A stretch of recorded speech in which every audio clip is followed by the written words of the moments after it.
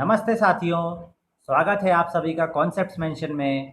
मैं हूं आपका दोस्त, आपका मेंटर गौरव। आज हम बात करेंगे Newton's first law of motion के पार्ट 2 के बारे में। यदि आपने इस सीरीज़ का पार्ट 1 नहीं देखा है तो आई बटन में उसका लिंक मैंने दे रखा है, आप वहां पर जाकर देख सकते हैं। तो जैसा कि हमने पिछले वीडियो में माने Newton's first law of motion के पार्ट 1 में हमने देखा था कि हर बॉडी अपनी स्टेट ऑफ रेस्ट या स्टेट ऑफ मोशन को तब तक कंटिन्यू करती है जब तक उस पर कोई एक्सटर्नल फोर्स ना लगे। देखिए ध्यान से, यहाँ पर अगर वेलोसिटी ज़ीरो है बॉडी की, माने बॉडी रेस्ट पर है, तो अगर उसको चलाना है 2 मीटर पर सेकंड, 4 मीटर पर सेकंड या किसी भी वेलोसिटी से, तो आपको उसको कोई फोर्स लगाना पड़ेगा, नहीं तो वो हिलेगी भी नहीं वहाँ से अपने मन से।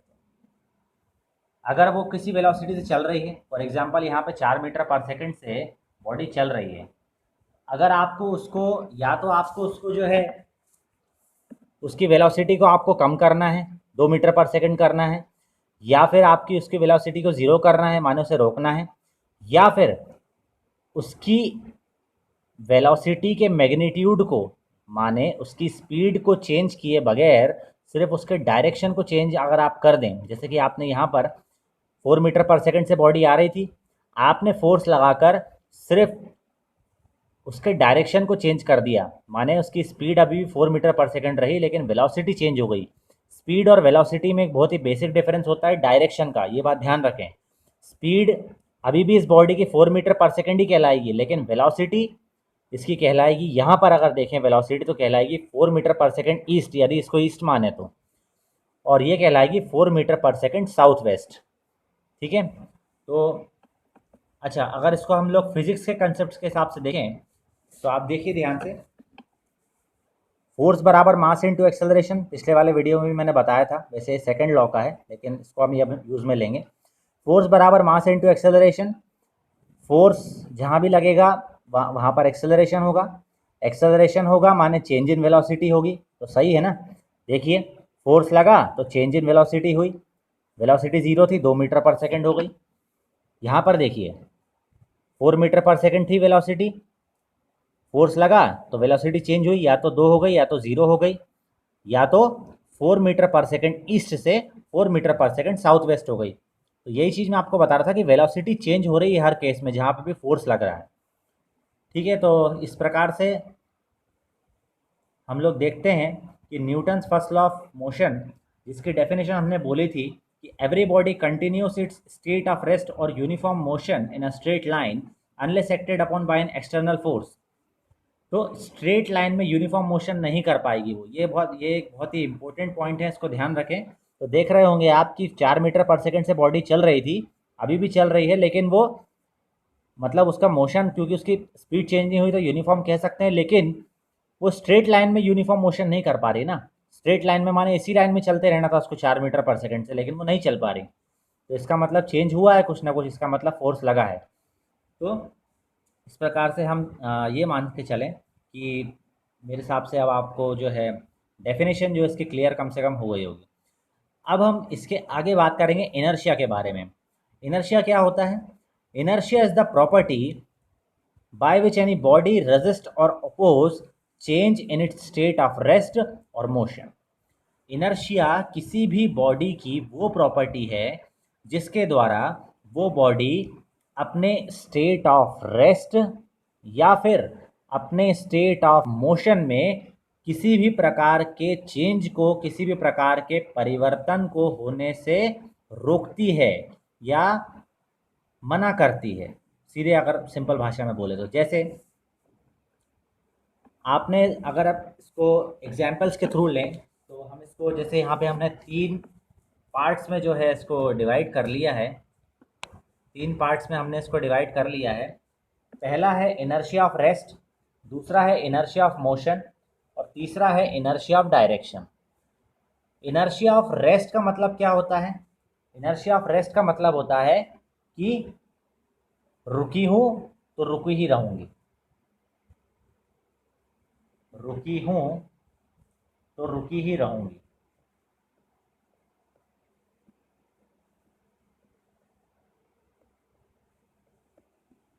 रुकी हूँ तो रुकी ही रहूँगी।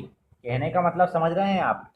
जैसे अगर आपने देखा होगा कभी भी, अगर आप बस में बैठे हैं या कार में बैठे हैं, अगर वो जब तक रेस्ट पर है तब तक तो आप ठीक है, लेकिन जैसे ही वो चलना शुरू होती है, जैसे ही वो स्टार्ट होती है, वैसे ही आप जो है पीछे की तरफ एकदम आपको जर्क लगता है और आप पीछे की तरफ धकेलते हैं अपने आप को, आपकी बॉडी आपको पीछे की तरफ धकेलती है।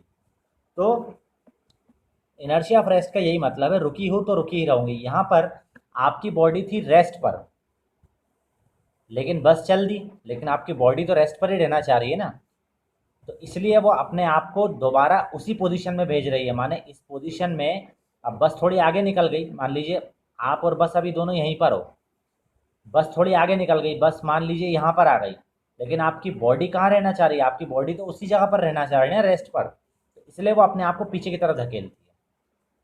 उसी प्रकार से अगर इनर्शिया ऑफ मोशन को देखें, तो इनर्शिया ऑफ मोशन का मतलब होता है कि चल रही हूँ तो चलती रहूँगी। इसका मतलब होता है चल रही हूँ तो चलती ही रहूँगी।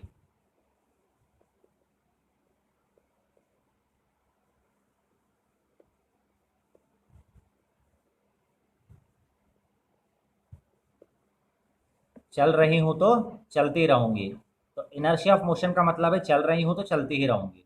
ठीक है, मतलब यदि आपने, अच्छा ये भी एग्जांपल बस से रिलेट कर सकते हैं आप, कि अगर आप बस के साथ मोशन में हैं, है ना, और बस एकदम रुक जाती है तो आप आगे झुक जाते हैं, तो कहने का मतलब बस तो रुक गई लेकिन आपकी बॉडी अभी भी चलते रहना चाह रही है, इसलिए वो आगे की तरफ झुक जाती है। मतलब वो आगे मोशन करना चाह रही है, इसलिए वो आगे की तरफ झुक गई। वो बोल रही है कि यार मुझे चलने ही दो, बस के साथ मुझे रोको मत। तो चल रही हूँ तो चलती ही रहूँगी, इनर्शिया ऑफ मोशन।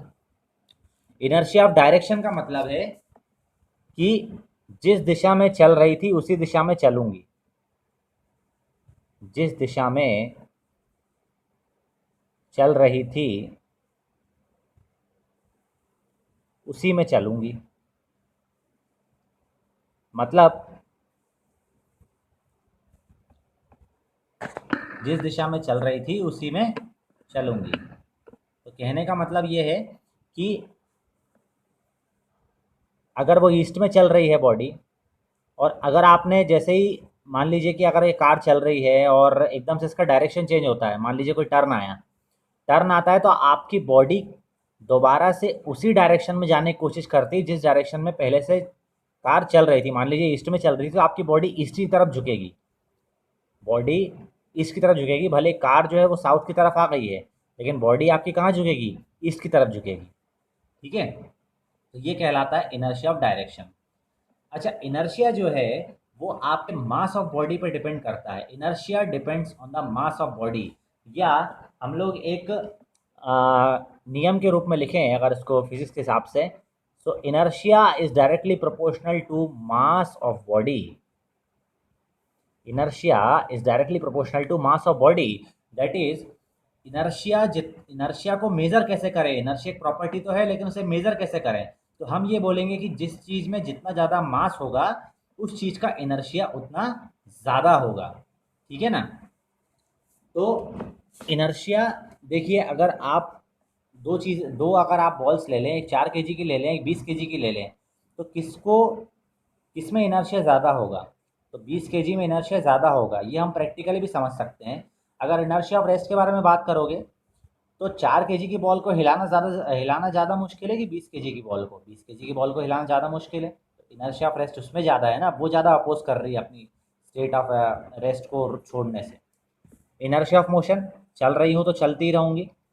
अगर 20 kg का एक पत्थर लुढ़क रहा है और 4 kg का एक पत्थर लुढ़क रहा है, किसको रोकना आसान रहेगा, किसको रेस्ट पर लाना आसान रहेगा? 4 kg वाले को आसान रहेगा। 20 kg अभी भी चाहेगा कि मैं चलता ही रहूँ, तो 20 kg में इनर्शिया ऑफ मोशन ज़्यादा कहलाया। उसी प्रकार से अगर इनर्शिया ऑफ डायरेक्शन पे बात करोगे, तो इनर्शिया ऑफ डायरेक्शन भी ऐसा ही है, सेम, कि ज़्यादा भारी चीज़ जब मुड़ती है तो उसमें ज़्यादा इनर्शिया ऑफ डायरेक्शन आता है, उसका डायरेक्शन चेंज करना ज़्यादा मुश्किल है। अगर ज़्यादा भारी चीज़ कोई स्ट्रेट लाइन में चल रही है तो उसका डायरेक्शन चेंज करने में आपके पसीने छूट सकते हैं। हल्की सी चीज़ को तो आप थोड़ा सा प्रेशर लगाओगे, थोड़ा सा फोर्स लगाओगे, तो उसका डायरेक्शन चेंज हो जाएगा। तो इनर्शिया जो है वो मास ऑफ बॉडी पे डिपेंड करता है। अच्छा, अगर इसको हम डेली लाइफ एग्जांपल से रिलेट करें तो आप देखोगे कि अगर आप एक साइकिल के सामने आ गए तो साइकिल को होता है आप हाथ लगा के रोक दो।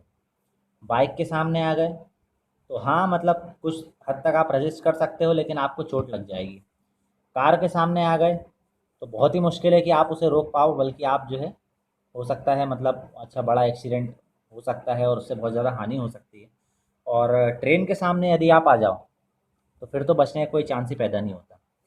तो कहने का मतलब यही है कि साइकिल, बाइक, कार और ट्रेन, साइकिल का वज़न कम था तो उसका इनर्शिया कम था, माने अगर वो चल रही तो उसको रोकना आसान है।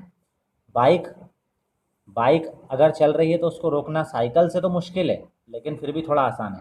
कार कार अगर चल रही है तो उसको रोकना बाइक से भी ज़्यादा मुश्किल है। और ट्रेन अगर चल रही है तो उसे रोकना कार से भी ज़्यादा मुश्किल है। तो ये इनर्शिया ऑफ मोशन के मैंने एग्जाम्पल ले लिए कि अगर ये चीज़ें चल रही हैं और इनको अगर रोकना है तो बहुत ज़्यादा एफर्ट लगाना पड़ेगा। ठीक है। और इनर्शिया जो है, अगर हम देखें तो इनर्शिया जो है वो एक तरीके से माने रजिस्ट तो मतलब कोई भी चीज़ है वो मतलब रजिस्ट तो करती है। ये जो है आप प्रैक्टिकल लाइफ में भी देख सकते हैं। मतलब अगर हमें इसी एग्जांपल में देखें कि यार ये रेस्ट पर थी, ये रेस्ट पर थी, आपको कुछ एफर्ट लगाना पड़ा ना, फोर्स लगाया माने आपने कुछ एफर्ट लगाया पक्के में, तभी जाके ना ये वेलोसिटी में आई ना, तभी जाके इसका इनर्शिया ऑफ रेस्ट टूटा। यहाँ पर ये बॉडी मोशन में थी, आपने इसकी वेलोसिटी कम करी या ज़ीरो करी या डायरेक्शन चेंज करा, तो सब केस में आपने इनर्शिया को तोड़ा, और इनर्शिया को तोड़ने के लिए आपको कुछ फोर्स तो लगाना पड़ा ना। तो कहने का मतलब उसने कुछ ना कुछ रजिस्ट तो किया उस बॉडी ने।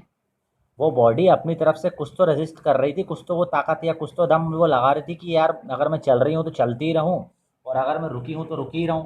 तभी आपको उस पर फोर्स लगाना पड़ रहा है, ताकत लगानी पड़ रही है। जनरली आप ऐसे इसको याद कर सकते हैं। ठीक है।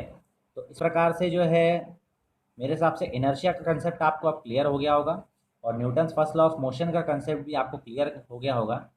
तो हम ऐसा कह सकते हैं कि Newton's first law of motion पूरा एंड हो गया है। और उम्मीद है आपको अच्छे से ये समझ में आ गया होगा, Newton's first law of motion with inertia. और अगर वीडियो अच्छा लगा हो तो इसको ज़्यादा से ज़्यादा अपने फ्रेंड्स में, आपके आसपास जो स्टूडेंट्स हों, आपके सिबलिंग्स हो सकते हैं, उन सब में शेयर करें, उन सब की मदद करें। ठीक है। और उम्मीद है कि आप सबको ये पसंद आएगा। Okay, thank you.